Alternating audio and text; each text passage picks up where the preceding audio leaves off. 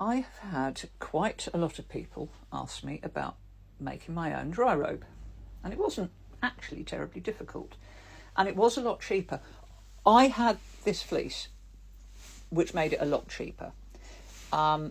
This is actually wool, lamb's wool, which is great because it's really absorbent and really warm. But then the originals are made with Sherpa fleece, and I would recommend that. Was quite bulky and difficult to sew.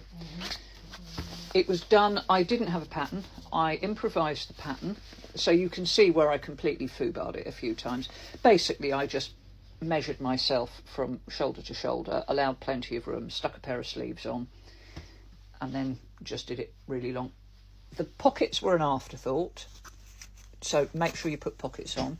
Things I completely buggered up. I mean, I fouled up the underarms. It works, but I should have put a gusset in there. I wish I'd put cuffs in here because it can be quite drafty. Mine wouldn't work as a standalone coat simply because there's a howling draft goes up that sleeve, and also it's a little bit generous round the neck. There's a draft that comes in the neck. However, this is ripstop nylon, and I think it's one of the the heavier one you get a view. I can't remember what weight it was now, 8 or 16 ounces. It's a heavier one.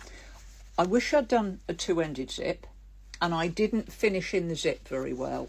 The popper at the top is a great idea, but I should have done a two-ended zip, and I didn't sew the zip in properly. I didn't do a great job on the placket anyway, and I didn't catch that in, didn't spot it till too late, and I keep sewing it down, but it keeps coming out.